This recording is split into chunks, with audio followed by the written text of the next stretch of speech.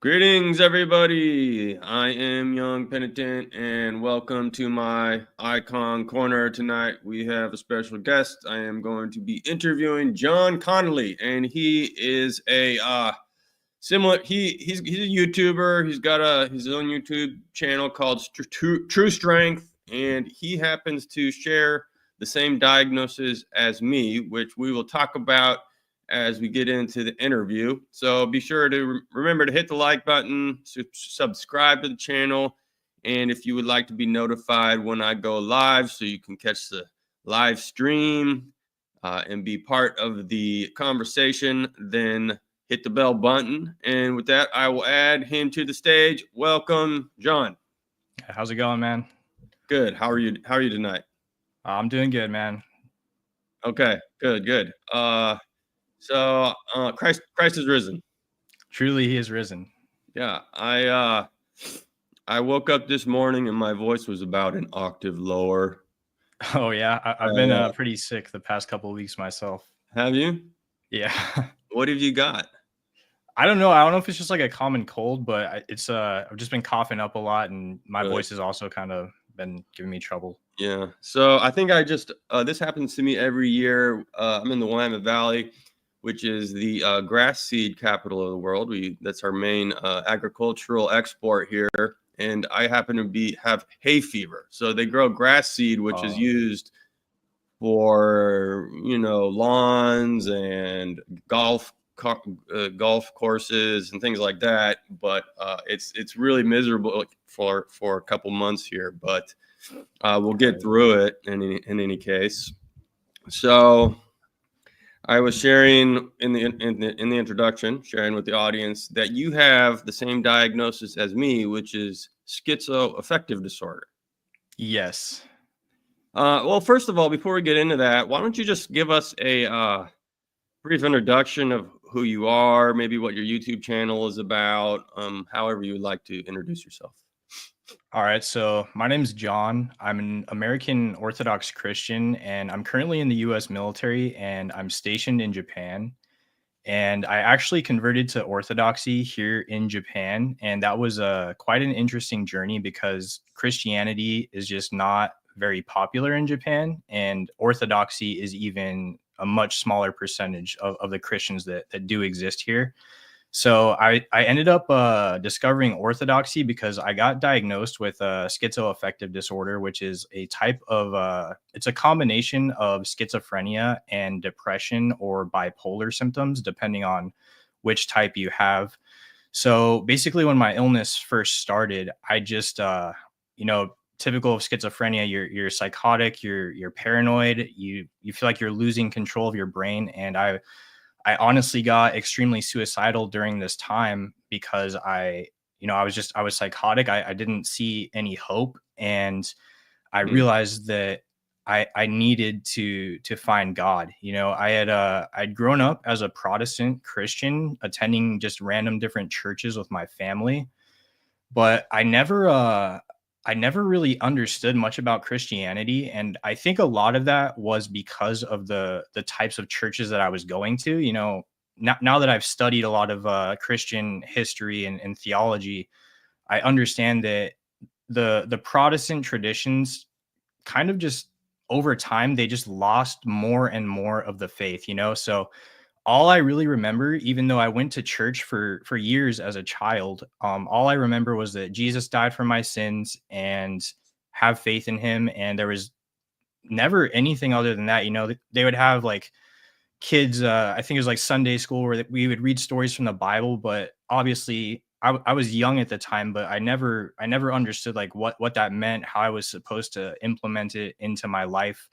And as I said, I think because the Protestant traditions don't have the fullness of faith that we have in the Orthodox Church, I think that is why so many people are abandoning and falling away from Christianity in our modern times, and that is exactly what happened to me, and really when I first got diagnosed with schizophrenia, or even before I was diagnosed, because when my illness first started, I didn't receive a proper diagnosis for over a year.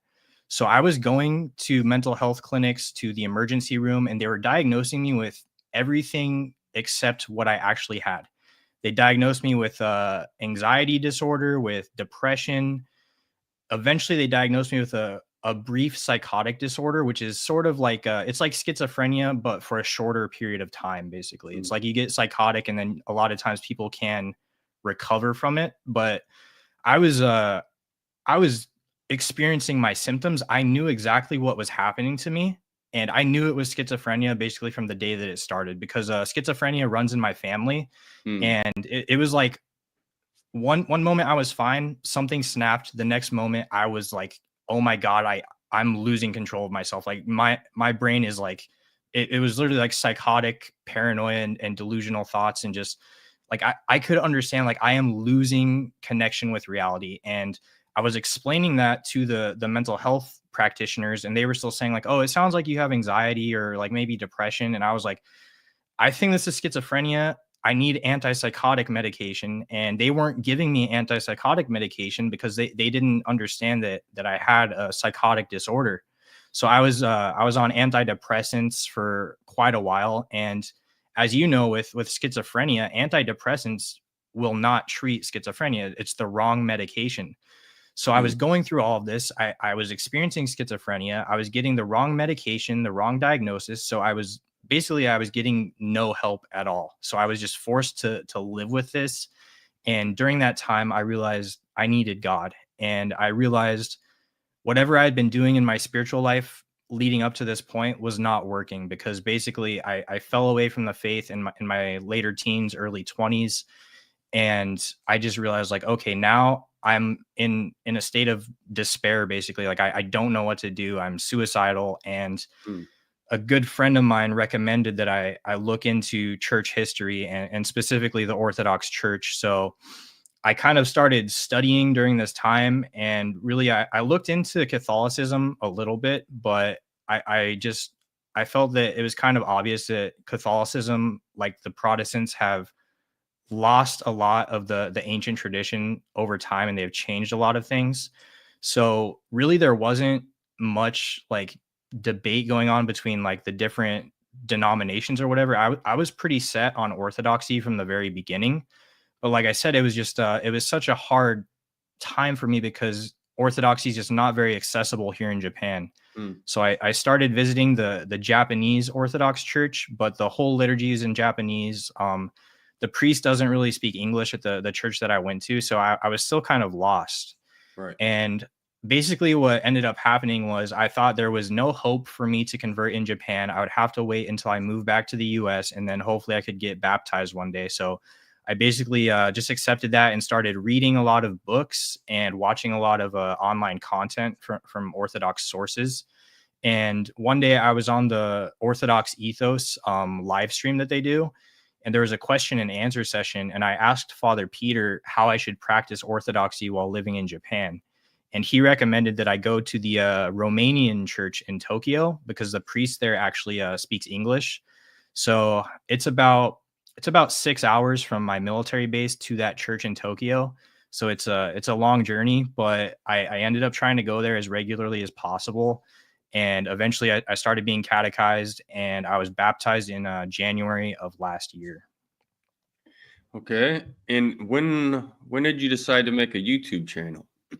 And what is the Honestly, I've kind of always had this sort of passion of trying to be like an entrepreneur. And I've actually had like multiple YouTube channels in the past, like growing up throughout my teenage years. And a lot of it was focused on like health, nutrition, and strength training, because I've always had a passion for that as well. And in the past, I was actually a certified personal trainer, and I do hold a certified nutrition coaching certification. Okay. So that's just something that has always been my passion. And in the past, I had kind of like dabbled around with it, but I never took it too seriously. And then, once my schizophrenia first started, I basically I just abandoned all hope of that, because I was struggling so much with the symptoms of my illness that I'm sure you can relate to this with the combination of schizophrenia symptoms and the side effects of the medication. It can really just like shut your brain down. and it was hard for me to think clearly. Like I didn't have like this creative sort of like drive in me. I was just kind of in like survival mode. Like it was just very hard for over a year until I started discovering the other treatment methods, like the ketogenic diet. And once I started finding other treatment methods besides just the medication, which honestly wasn't working too well for me, Hmm. I pretty much got myself into remission for the first time, where I almost just started feeling like a normal human again, you know. And once that happened, I just sort of naturally started becoming more creative again. I feel like I kind of got my personality back, and that led me to want to create a YouTube channel focused on really sharing my story of fighting against mental illness. And really, I want to target it to a Christian audience, because we obviously would share the same worldview and just kind of understand what it is we're dealing with. That there is a spiritual aspect to this, not just a physical and chemical aspect, you know? Hmm. So I'm honestly still trying to figure out the exact direction that I want to go with my channel, because like I said, I have experience with like strength training, nutrition coaching, and now obviously dealing with a mental illness. So I'm trying to figure out how all these things can really go together, and how I can offer something beneficial for my Sure. viewers, you know? Well, I think if you just keep, just keep making videos, and it'll eventually over time you'll just find your niche. And part of I think we have a lot in common.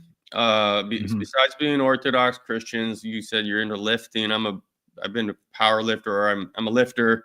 I have Right. done some powerlifting. I'm into nutrition. Has been an interest of mine since I was in college.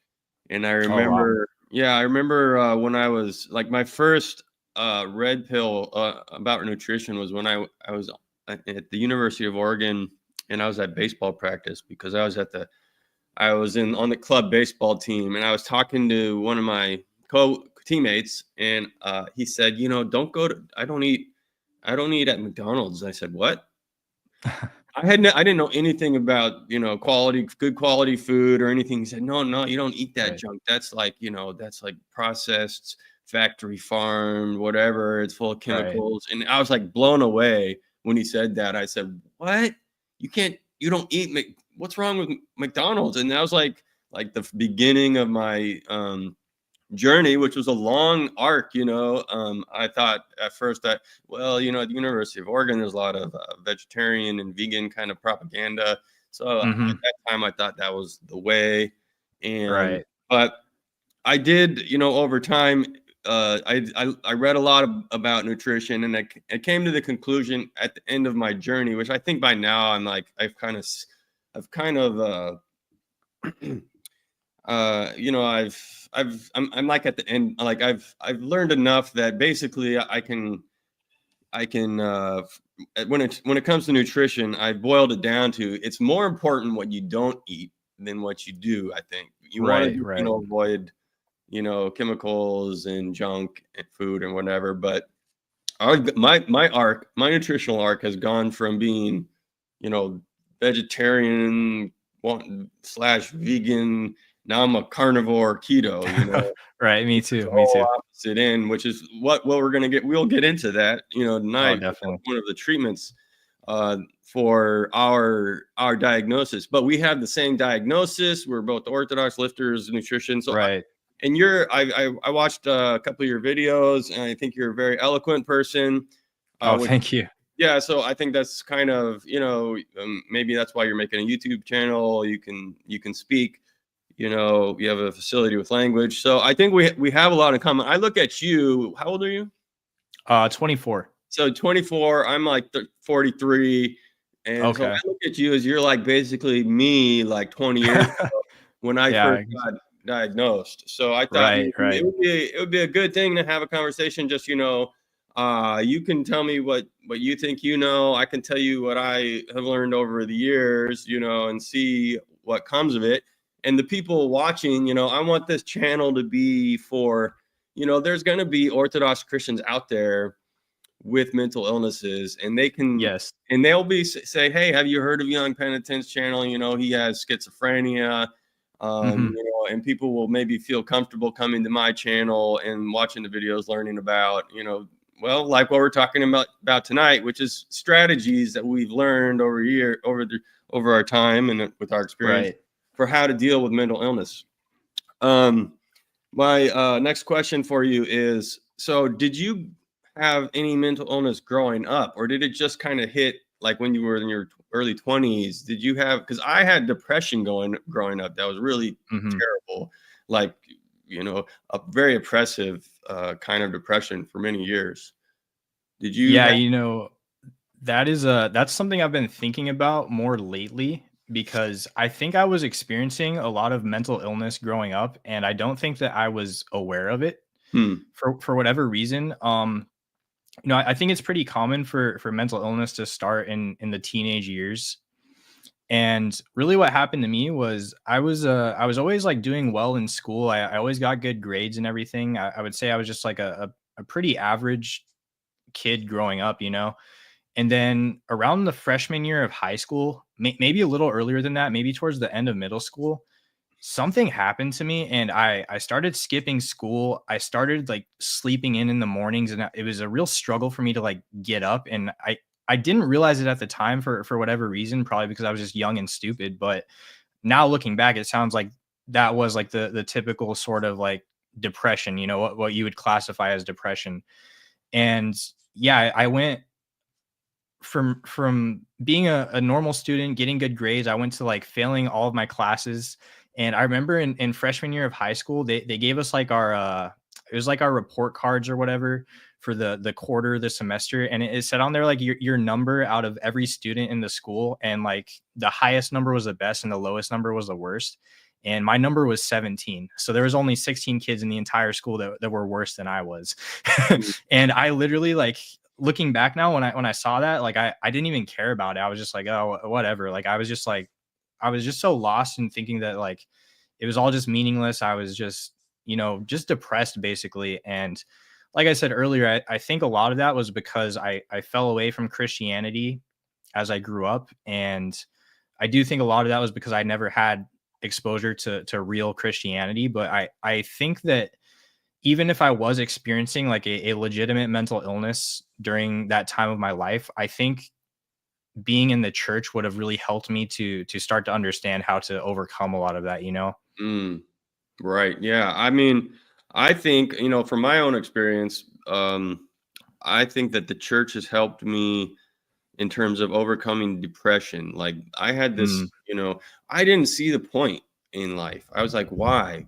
What's the point? I had no structure to understand life, but the church gives people purpose. You right. definitely have a purpose. You have something that you're trying to accomplish here. Yes. And, and so that the life of the church actually did help me overcome depression, which no drug was able to do.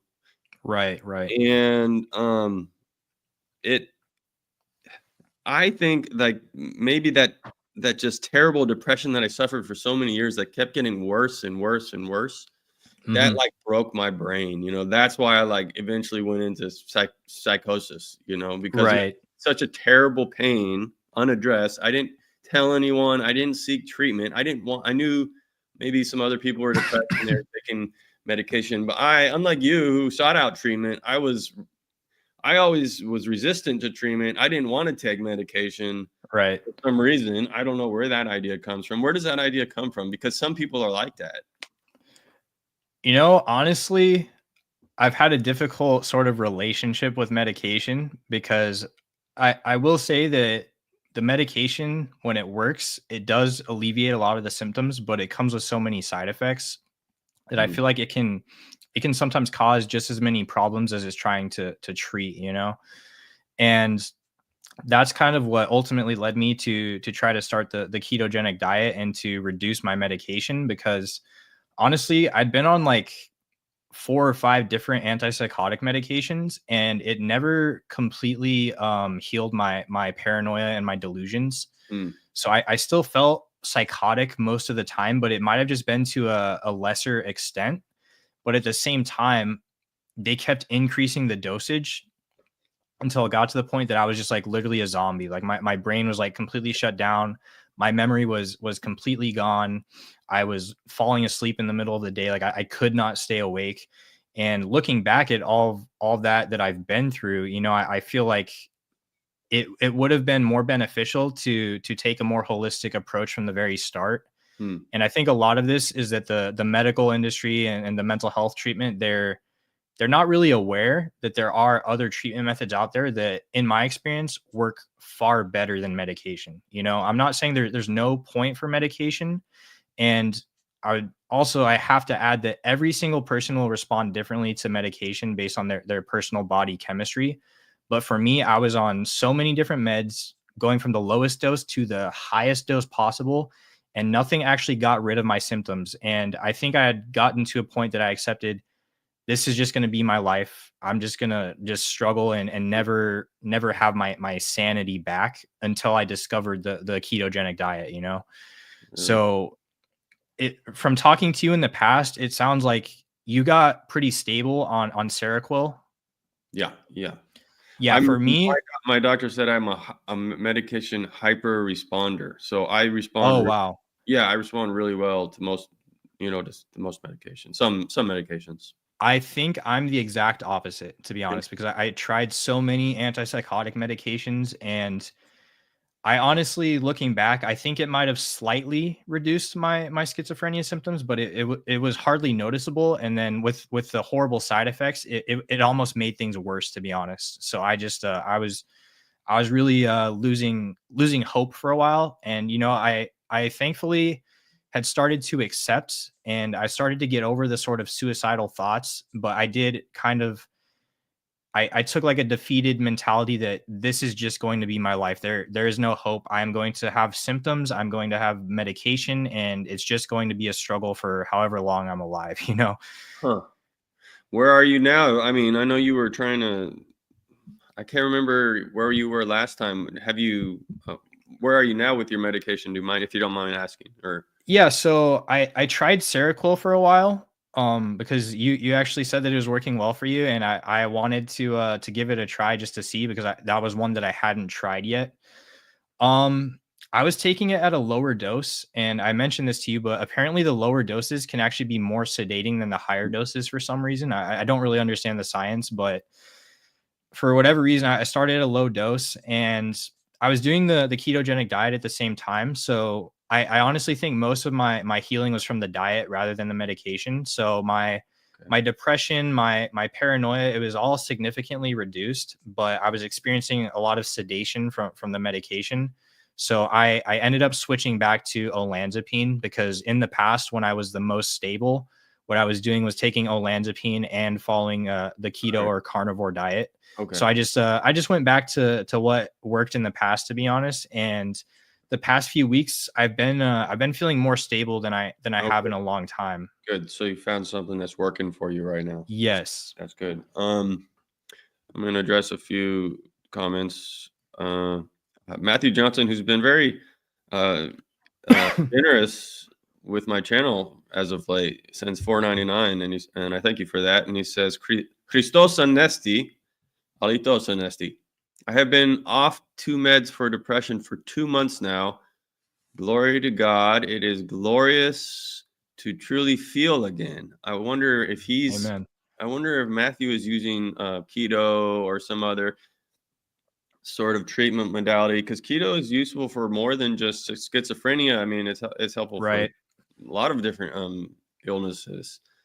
Um, Tim Miller has a poking fun. He says, "Don't take medication religiously."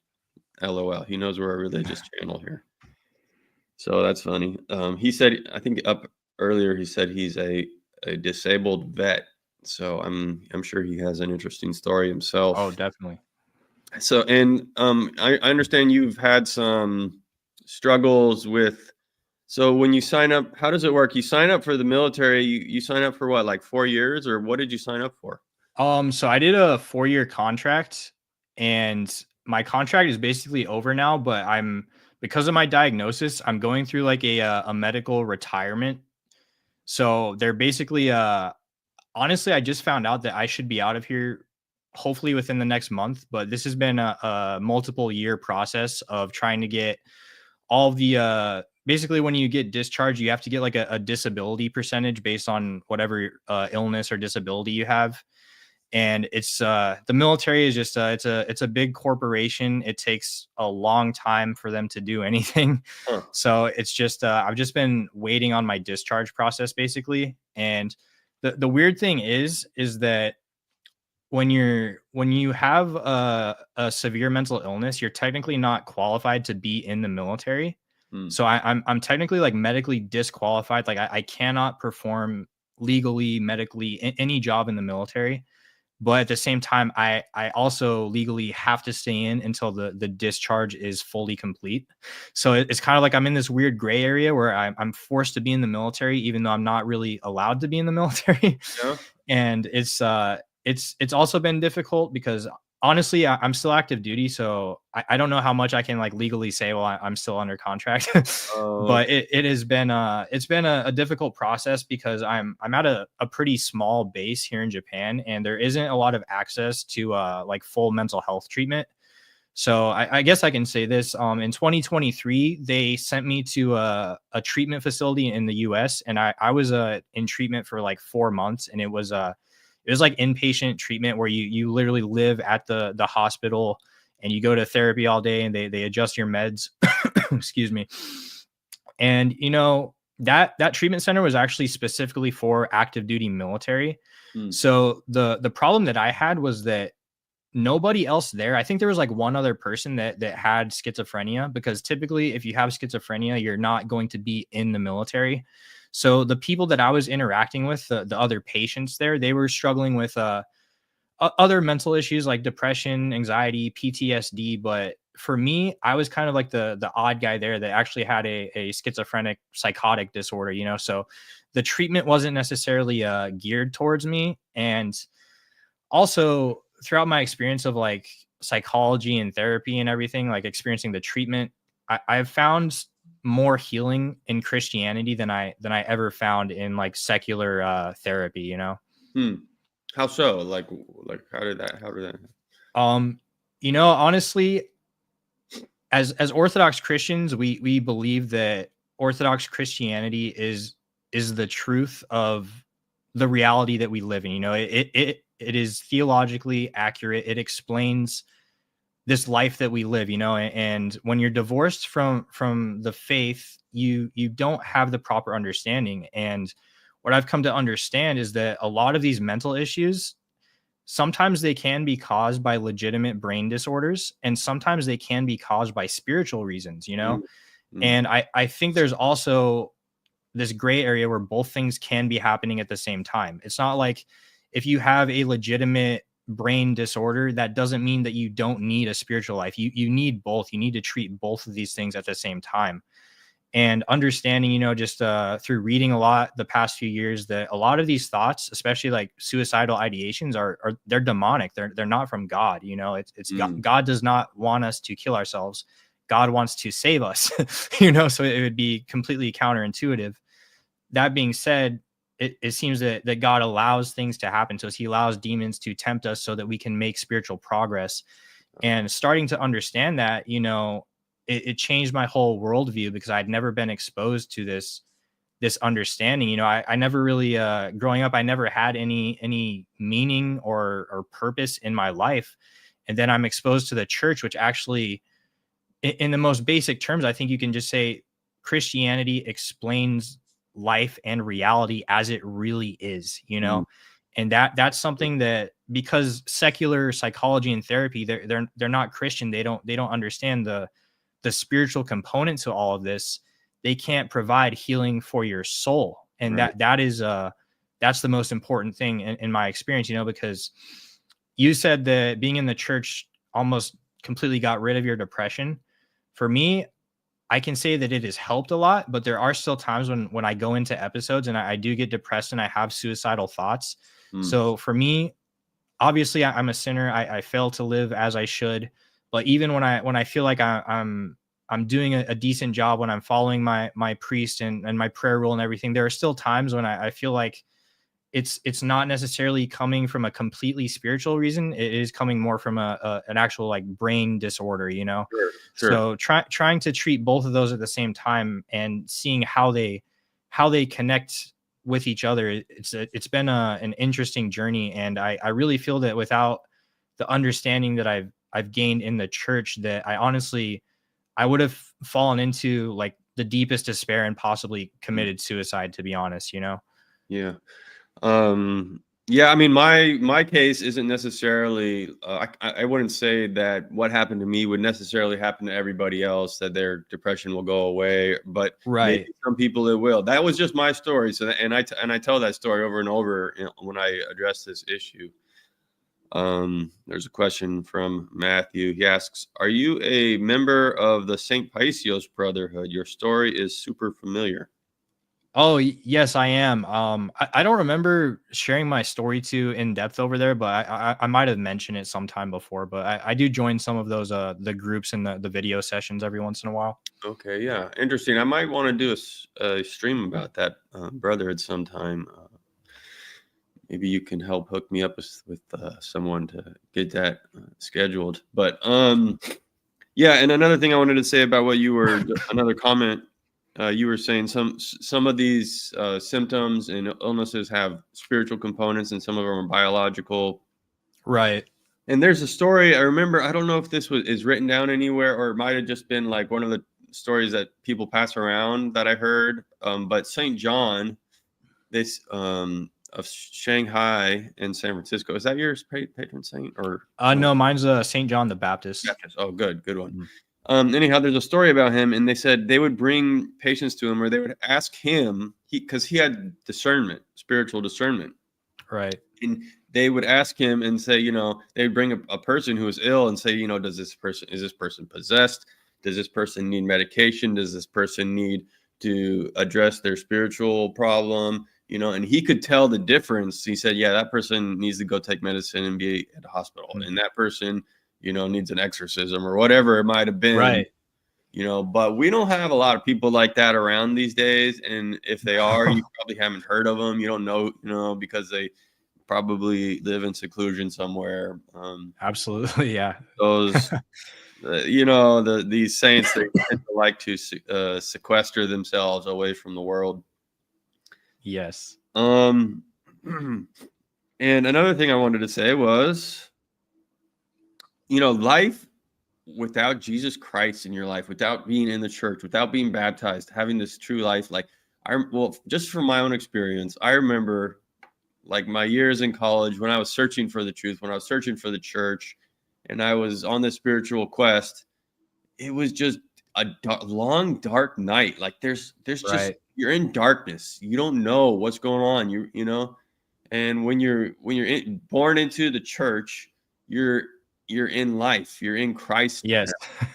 And I mean, like that suffering of not having God, like you know, that suffering just ended for me. So that was just my experience. Not, I don't know if that's going to be everyone else's experience, but you should Right. definitely find out. I highly recommend, if you're not in the church, that should be your first priority. Personally, you should try it. You want to get baptized, go become Orthodox, and that should be your first. If you're not Orthodox right now, that should be your first priority in life.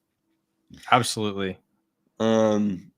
Another super chat. Thank you from Matthew Johnson, and he says, I suggested contacting Representative Crenshaw for help with the military Oh, psychology. yes, I do remember that. Okay. Cognitive behavioral therapy, CBT, which is the Jesus prayer. I don't know if CBT is a Jesus prayer, to be honest. It's two very different things in my opinion. You know, the Jesus prayer is a spiritual practice, and cognitive behavioral therapy is more of a mental approach to life. But there might be some similarities. Maybe I honestly, I'm not super educated on CBT, but like I said earlier, secular psychology and therapy is completely separated from any spiritual component. You know, I think I read before that therapists are not even legally allowed to talk about religion. So there is no spiritual component to this treatment at all. So like I said, it can be beneficial for treating like purely mental, physical, neurological, I guess, illnesses, but there's absolutely no treatment for your soul, for spiritual practices and gaining a relationship with God, which, as young Penitent just said, if you're struggling with something, even if you're not struggling with something, your first goal should be to embrace the faith, join the church, and start living the Christian life.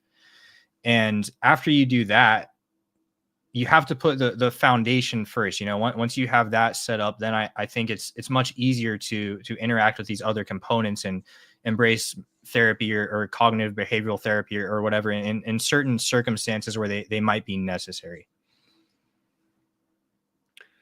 Tim Miller sends a $20 super chat. Thank you, Tim. There is no comment.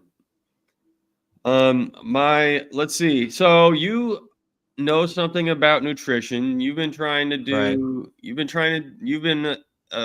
effectively, I guess, using the ketogenic therapy as this is kind of a new thing. I mean, I've known about this for a while, but it's sort of like a hot new buzz thing, right now, this metabolic therapies.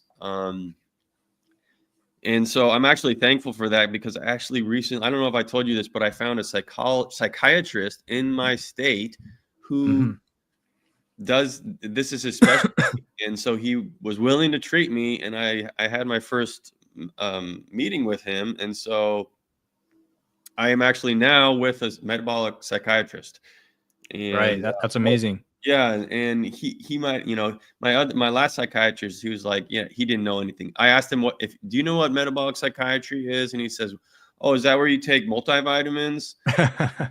He didn't know. He didn't even know what it was. He said he knew, but he didn't. I've had the same experience. I mentioned it to my my psychiatrist, and they had never heard of it before. They're like, oh wow, that's a thing.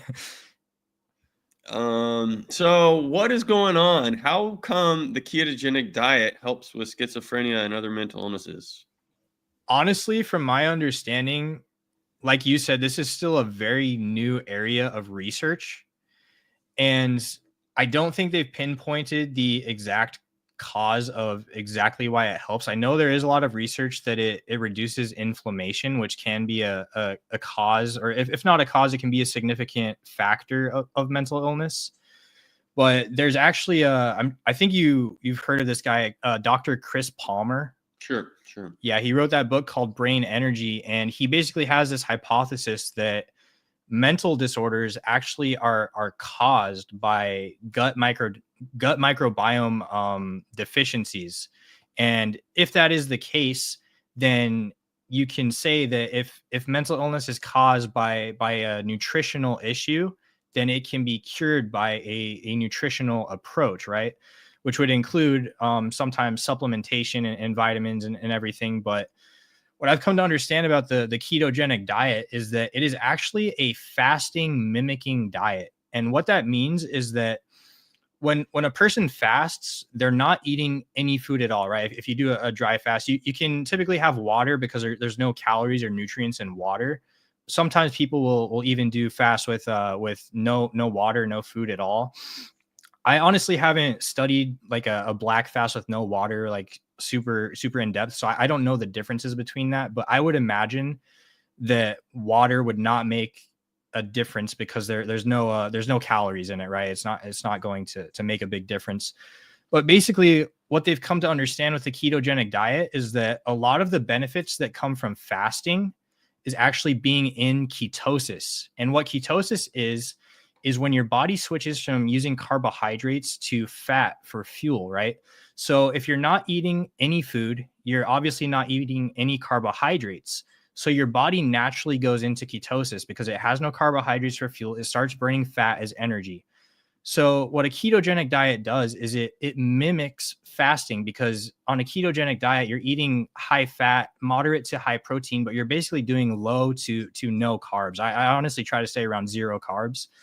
And what that does is it mimics fasting because you're still not taking in carbohydrates for energy. So even though you're eating food, you're eating high fat food, low carb, no carb food.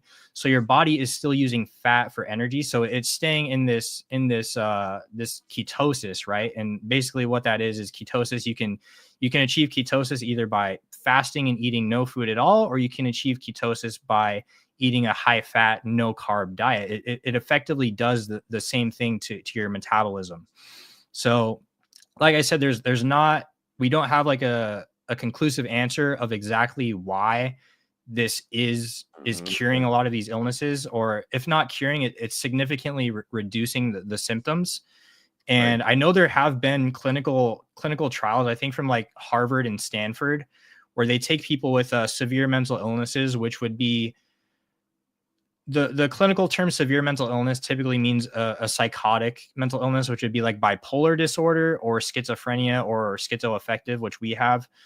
And not that depression and anxiety aren't severe, but they're not classified in the clinical terms as a severe mental illness. So they took people that had bipolar and schizophrenia, they put them in a controlled study, they fed them ketogenic diets, and every single person was reducing their symptoms, and every single person was reducing their medication doses. Wow. And this is a huge breakthrough, because like I said earlier, the medications, they can help, but my case, for example, I didn't respond very well to the medications. It slightly reduced my symptoms, but at the same time, it turned me into a zombie, basically, you know. And now that we're seeing that there are other forms of treatment and other things we can do besides just pumping people full of all these crazy chemicals that we honestly, we still don't understand the long-term effects of a lot of these medications, because especially the newer antipsychotics,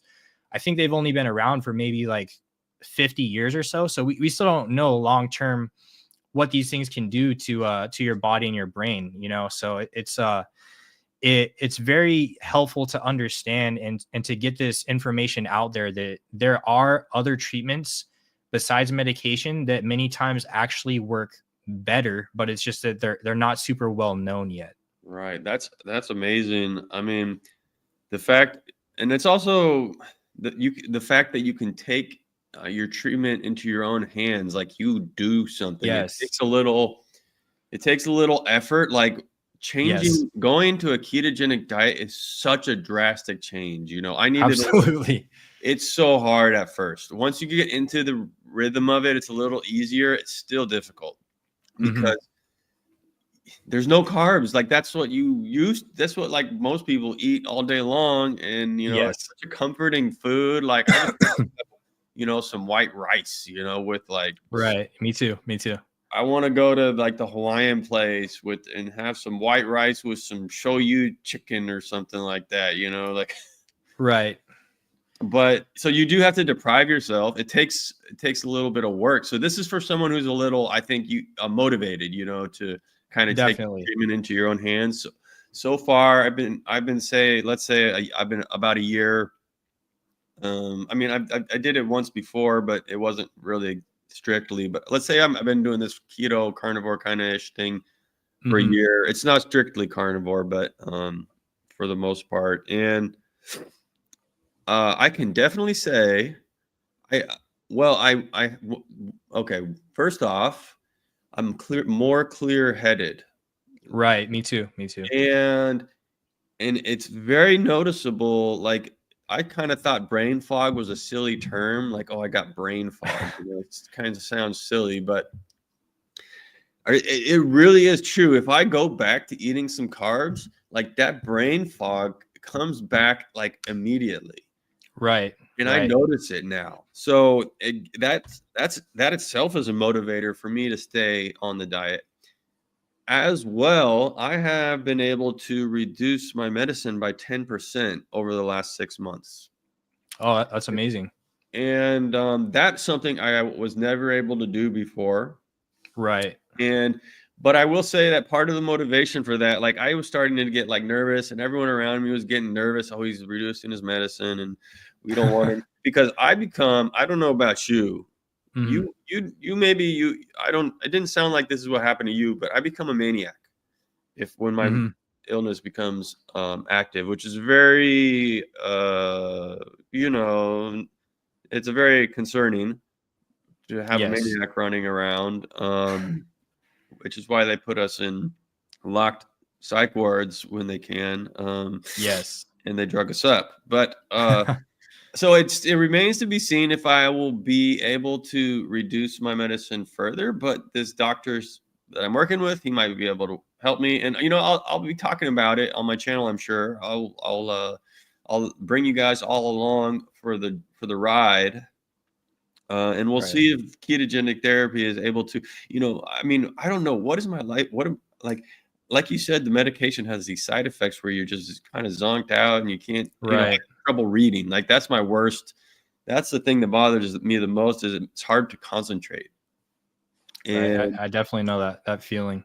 And, like you were talking about the side effects of the medications, we do know that the medication will, it shrinks your brain, it's terrible. Yes, I've seen that. Yes. It's a horrible thing. So, well, but I will say, I was going to also say that I started to get tardive dyskinesia, and that was a powerful motivator for me to actually say, okay, I'm going to reduce a little bit more my medicine, because I don't want this to progress. This is very annoying. This is bothering me. And I don't want to be going around smacking my lips all day long. No, it's horrible, man, because what I've reflected on through this whole experience is that there is all this new research coming out that people are doing keto and they're able to reduce their meds or even come off of medication completely. And it made me think, that God provided a lot of natural healing for us. It's like you get diagnosed with bipolar or schizophrenia and you go to the doctor and their first thing is to pump you full of a bunch of crazy medications. But God seems to have provided us natural healing. Like, this is an oversimplification, but it's like, go eat a steak and some eggs and try keto, and your symptoms can actually reduce in many cases more than these medications that they're giving you, and of course there are times when you're going to need both. You're going to need medication, but I feel it's a huge disservice from the medical industry that they don't know about this. And there is this research coming out, but for so long, the treatments for mental illness, the entire history of it, even before the medications came out, I read a book. It's called Mad in America. And it was like the history of mental asylums in America. And the horrible treatments that they put people through, it's too many and it's too sad to list everything, but people were being abused and in many cases dying. And then they finally started, the pharmaceutical sort of revolution where the medications were coming out. But then even those, they have all these side effects. And it's like, we look back at the history of everything that the mentally ill people have suffered with in the form of treatment that's not really effective treatment in many cases, and it's like, wow, the ketogenic diet, it's like, stop eating carbs, eat some high fat food, eat some animal products. It's like God literally provided us with this amazing form of healing. And we've like abandoned that and fallen away from it into this sort of, this sort of like scientific medication pushed institution.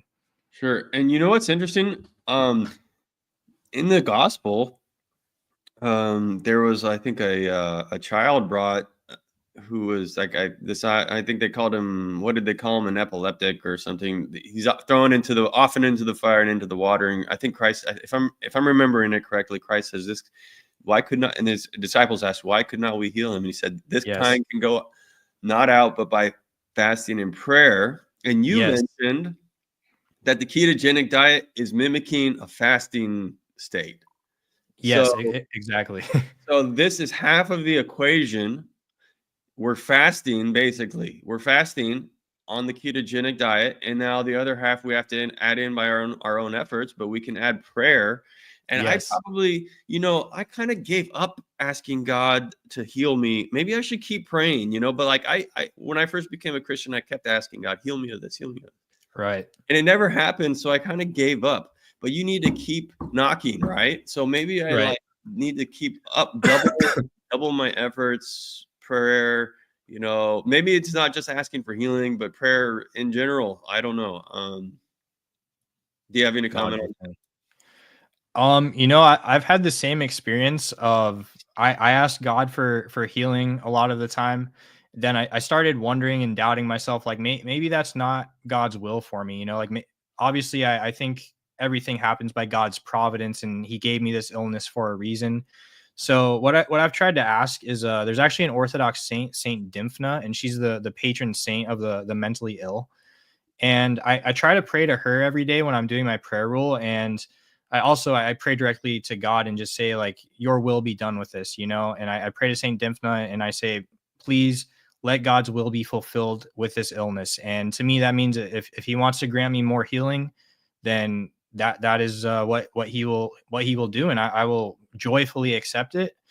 But another thing I've been reflecting on lately is like Orthodoxy teaches us a lot about suffering and of the positive aspects of suffering.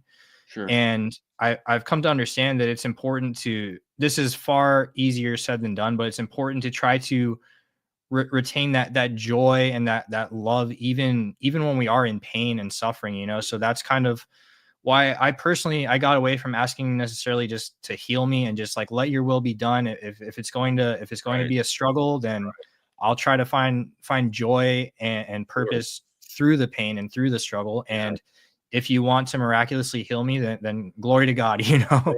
Well, that's good thing you're accepting God's will, and if trying. it's God's will for you to, I mean, if God thought it was better for you to be healed, He would heal you. Maybe it's better for you to have this right now. I Right. wouldn't, I wouldn't be here. I might not even be in the church if I didn't have this illness. Like Me too.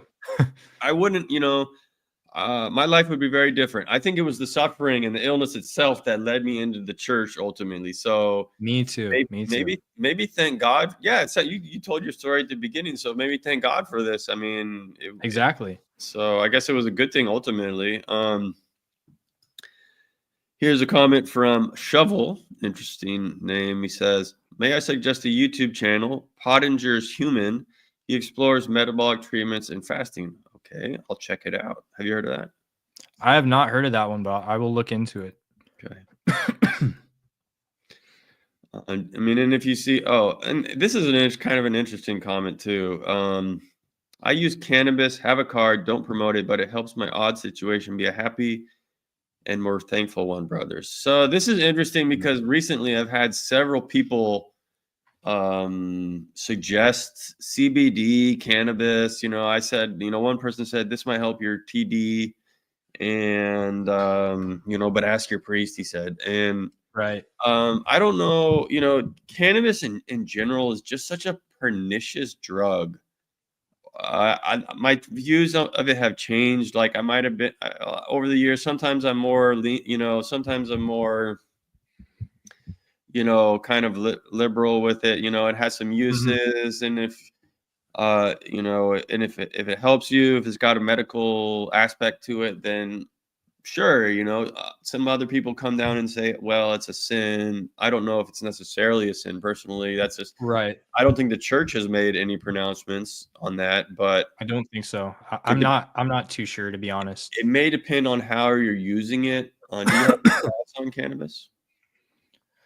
Um, yeah, honestly, I've never looked into it because with our specific diagnosis, I think if you're taking in THC specifically, I think CBD is safer, but THC it alters your brain, and marijuana use can induce psychotic episodes if you are prone to them. Most people, if they don't have the genetic the genetic I don't know if it'd be considered like a disorder, but the predisposition to inherit schizophrenia from a family member, basically, or even bipolar, it's far safer. But there are still times when you can have like a cannabis induced psychosis, which is like you'll take in cannabis and you go into basically a schizophrenic episode. But sometimes it can be for a very short period of time, and you can get the medication and it can just go away and never come back. But there is research showing that many people who have this experience, they have psychosis onset from marijuana use.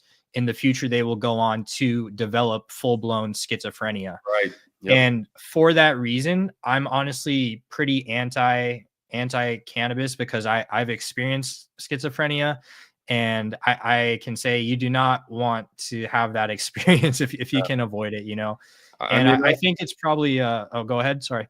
no, it's go ahead, continue. No, I was gonna say I think it's probably relatively safe for the majority of people, Sure. but I do think there is this small sort of percentage of people that are more likely to develop a severe mental illness if they use it. And Right. for that reason, I just kind of just caution against it completely. Yeah, and it's like, I mean, there was a video I watched recently, and they're saying that the strains that are so strong, Mm, it's like it's not really the drug that the hippies were smoking.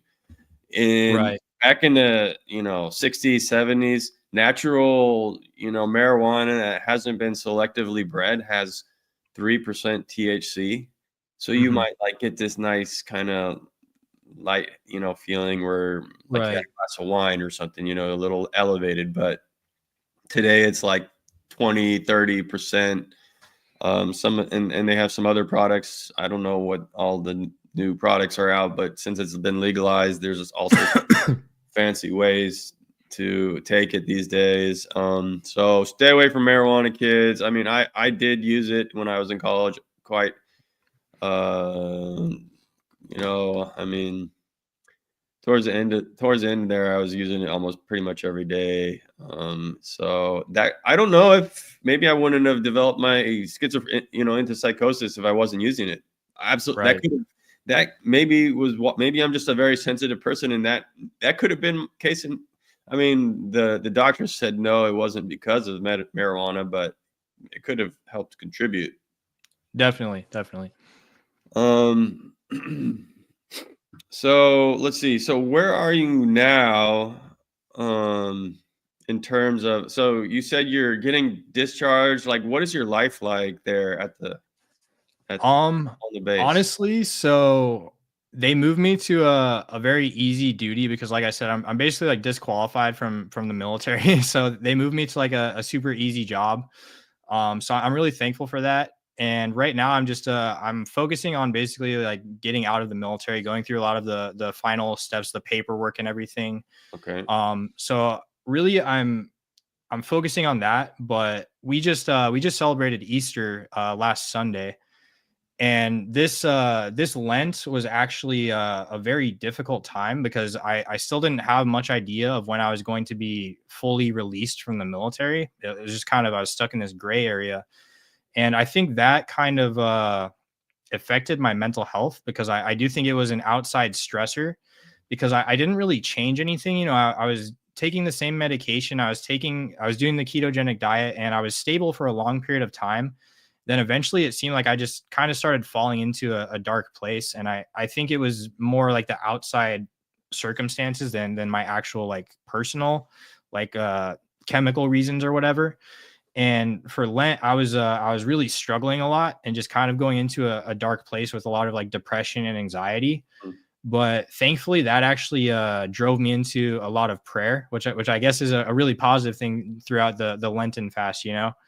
So that's kind of that's been what I've really been focusing on is like trying to I read a lot as well. So it's like I've just kind of been waiting to get out of the military, just going to work every day. And then when I get off of work, I try to read spiritual books every single day.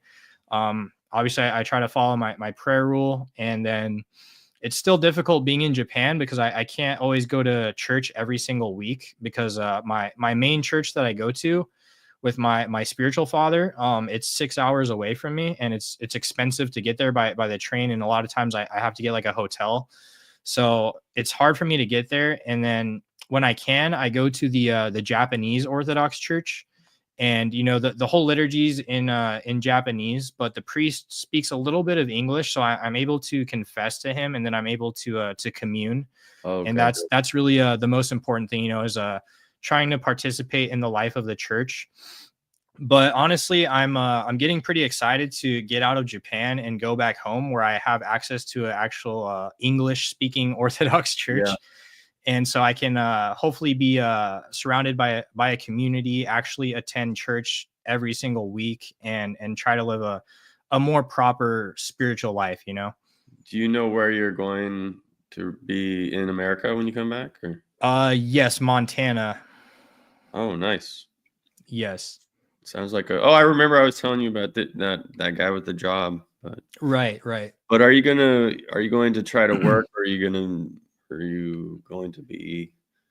What is the plan? Or are you going to be on disability or something? Or Yeah, so that's what I'm trying to figure out right now because I'm still going through the process of applying for disability through the VA. okay, So that's a pretty long process, but from what I do know, schizophrenia, it's classified as a severe illness, obviously. So I do think that I should be able to get some sort of disability compensation for that.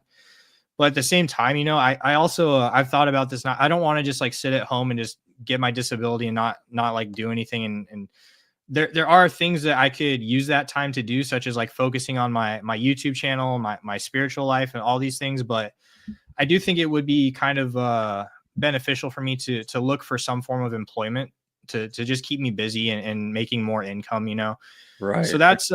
that's kind of what I'm trying to figure out. Maybe work part time and still keep the disability, Right. like a certain number of hours. That might be a good thing to do. Yes. Um, Steven says, according to one of the most known Serbian monks, Father Arseni, demon of cannibals, I think he means cannabis, I think so. Yeah. can give you schizophrenia. And Gurn, I don't know how to say his name, but he says, I've experienced demonic activity in my subconscious after too much THC. I'm convinced now there is a spiritual connection similar to hallucinogenic drugs, which is a whole nother topic. Definitely. Hallucinogenic drugs. Yeah. I mean, these monks who they have spiritual experiences and they like see the uncreated light and stuff, their spiritual eyes are opened usually after many years of preparation and struggle in monasteries and stuff. Or you can just take a drug and have the experience, like no work required and you're not ready for it. So you're not prepared and it's just going to give you well, it's going to give you problems. I'll just put it that way. It's going to cause a Right. problem for you. So I think for our channel, we're going to try to stay away from drugs. Kids, don't do drugs, with the exception of medical exemptions. Right. Okay, so we made it an hour here. I mean, are there any other topics you'd like to cover that we haven't? I mean, I think we've kind of covered things. I'm a pretty big reader, so I wanted to ask you, what spiritual Orthodox books have you found helpful with your mental illness? Spiritual books for my mental illness. Oof. Well, I like to go the kind of books I like to read are like kind of heavy monastic literature, which I don't know if it's necessarily recommend if you would I mean I don't know if that kind of I'm not a priest, so I can't really recommend books, I don't think, but I don't know if that's Right. recommended for that kind of book is recommended for everybody.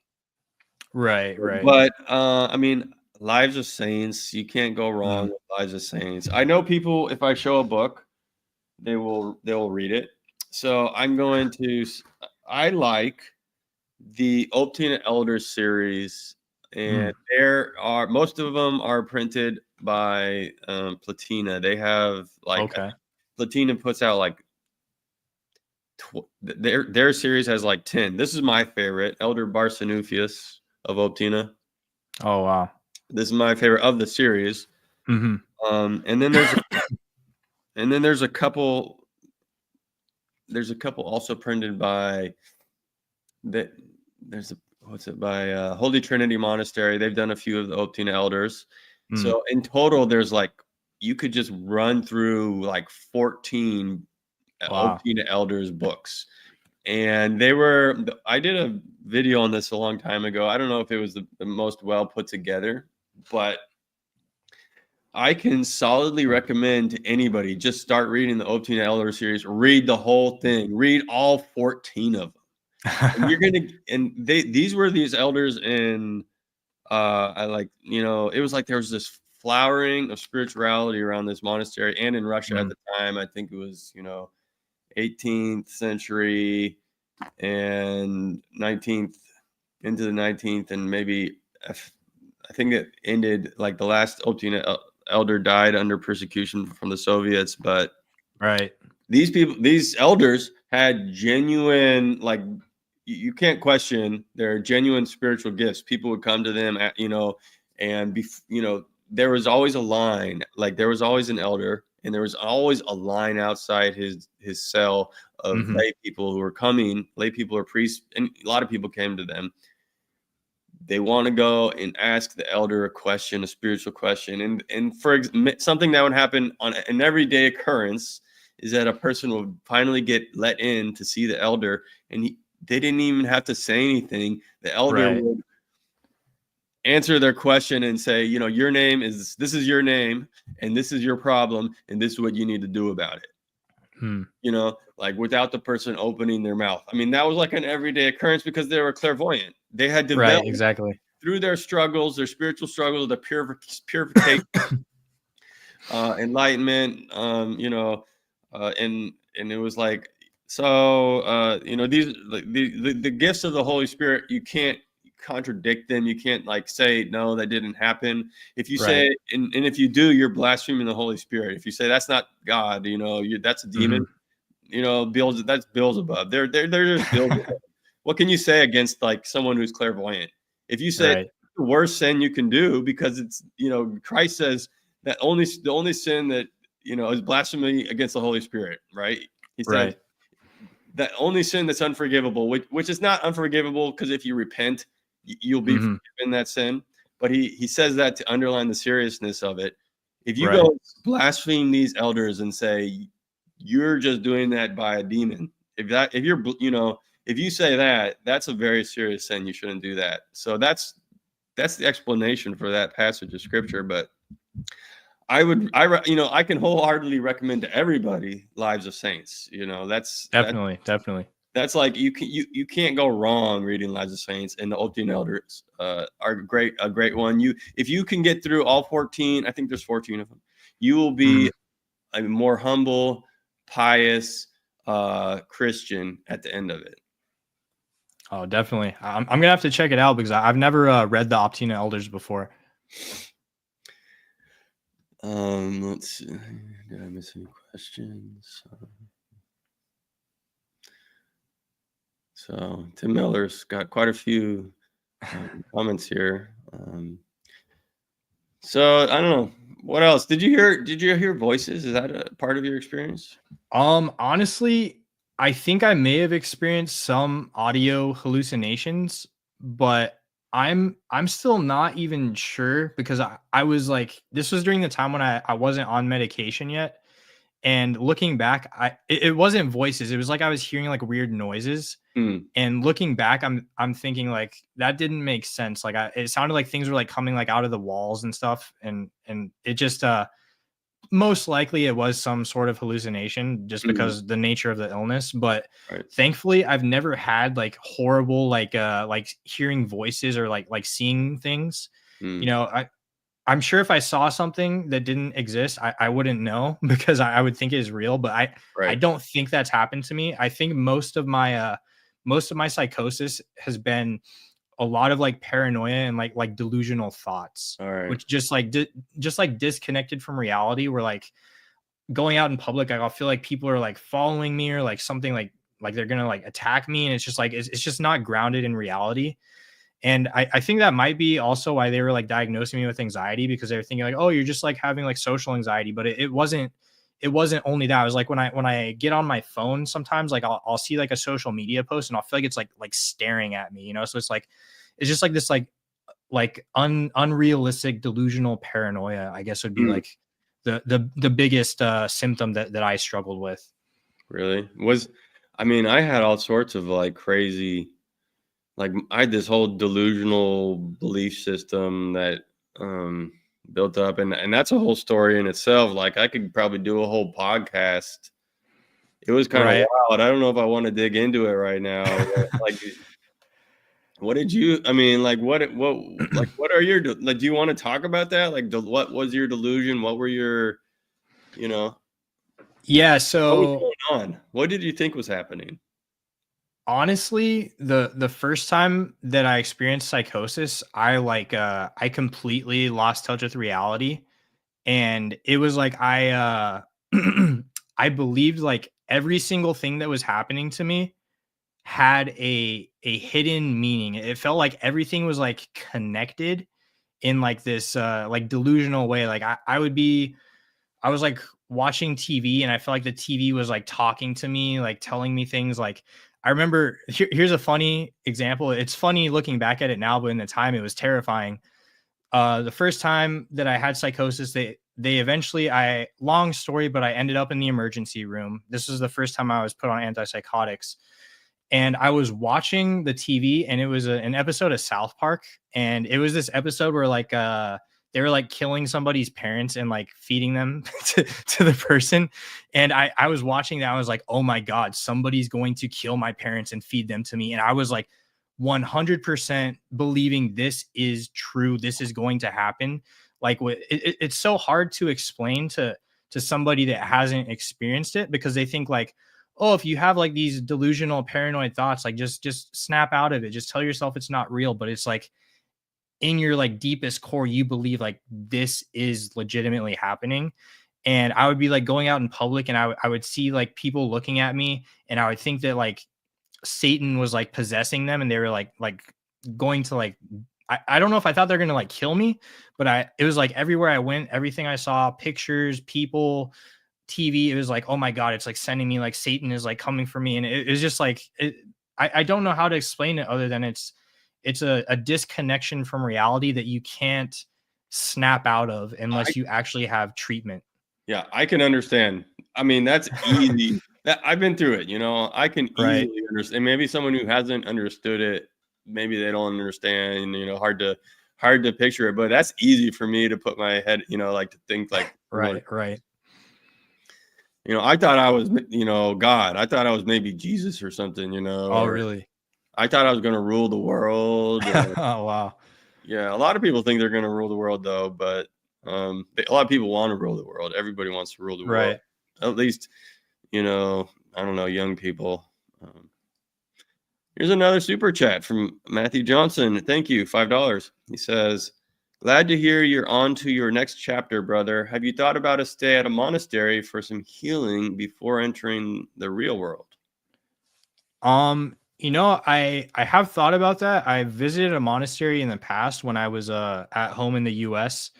I went to Abbot Treefon's monastery in Washington, and that's actually, I think that's the closest one to my house in Montana. I'm not sure if there are any that are closer than that, but definitely, like I said, I have a lot of things that I have to take care of as far as looking for employment, trying to get the military disability, and trying to just figure out a lot of things for my future. And you're And married too, right? yes, I am, and that's one of the big things that I'm trying to figure out right now is the immigration process because Mhm. my wife is Japanese, and right now it's looking like there might be a possibility that the visa process could take quite a while to get approved. So I'm trying to figure out, there are some programs that for active duty military it can be expedited, but I still I don't know my exact date that I'm going to exit the military, but it could be coming up very soon. So I don't know if I'm going to be going back to the United States with my wife, or if I'm going to be going back by myself for a while waiting for her visa to get approved before she can join me. So I have definitely considered going to a monastery, trying to find a monastery that might take me for like a couple weeks or something if they have availability, and just trying to just live a peaceful God-centered life for a while before I really jump back into the world as a civilian and try to like really figure everything out, you know? Yeah, I will say. So, have you read John Nash, the biography of John Nash? Beautiful. John Nash. I've seen the movie, but I haven't read the book. The movie doesn't really. I mean, the book is amazing book, really Oh, well really? written, very fascinating, very interesting about this. I mean, you're just learning a lot about that time period. But uh, one thing about his life was that he discovered that it's good to have a kind of a quiet life, low stress, routine, nothing wild going on was very helpful for him in his schizophrenia and recovery. And he eventually recovered without medication, actually, which is a different. What the real story is a little different in the book. In the movie, they say he makes this speech at the end about how great the medications are, and I think that was. I think that I think that the pharmaceutical industry might have, had something to do with that, Oh, I'm like sure. an advertisement in a movie, because the truth is he recovered without medication. Wow. And I mean, and he started to do math again, so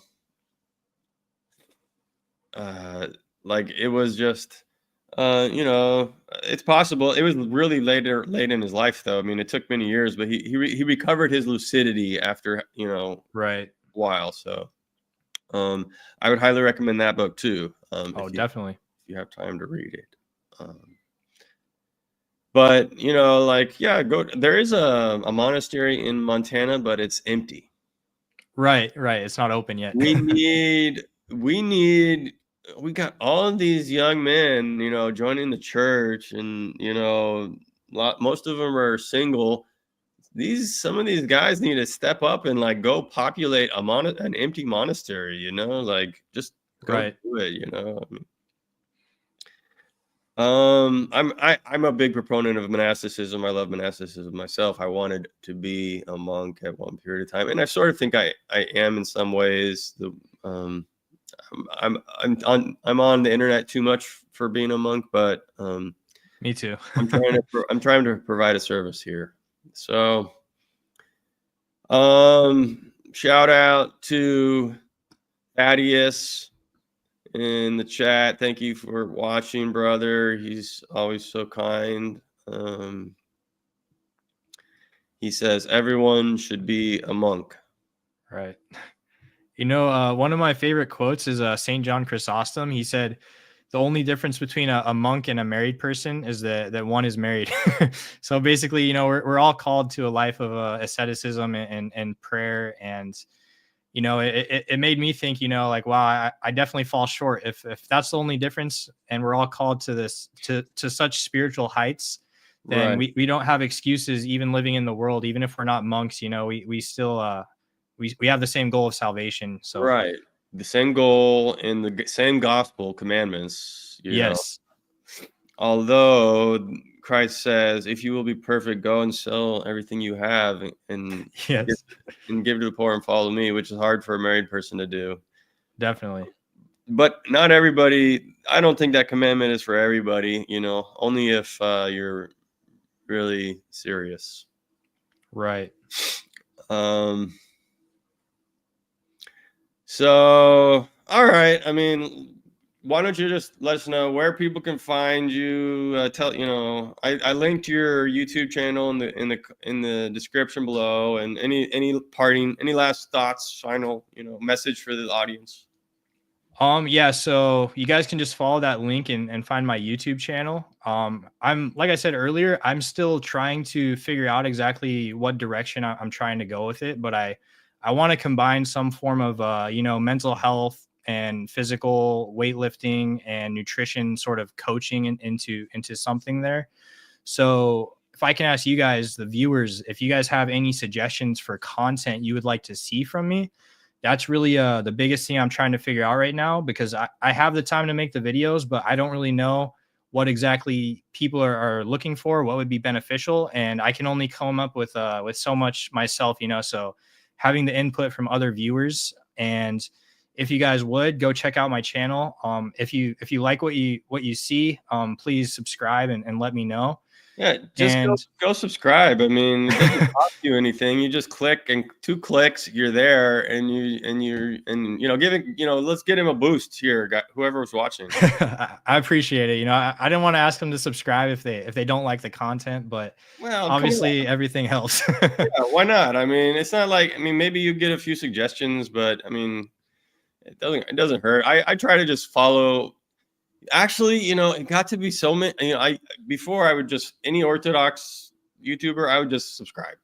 Everybody, and now there are so many. It's like there's hundreds. Which is good. Everybody has their own audience, and I think you don't have to be a huge channel. You don't have to have tens of thousands of subscribers, because it's the individual, like, one-to-one connections, people asking questions, getting their questions, like someone reached out to me and said, how do I get baptized? And he had never been to a church. And I said, well, where do you live? Here's a church. Go visit a church. Go to a liturgy. That kind of one-to-one help. And that's why you need people manning the station with YouTube channels, and so that someone is watching and they have a question, they can get their question answered, and it can help them. We can help shepherd people into the church, Right, definitely. All right, so I thank you. This has worked out. This has been a good episode, and I thank you for your time, sir. Yeah, thank you for having me on, man. I really appreciate it. Yeah, and we'll be, I'll be in touch with you. We'll stay in touch, and so that's the stream for the night. Thank you, everybody, for watching, the people who sent the super chats and comments, and we'll catch you all next time. Ta-ta.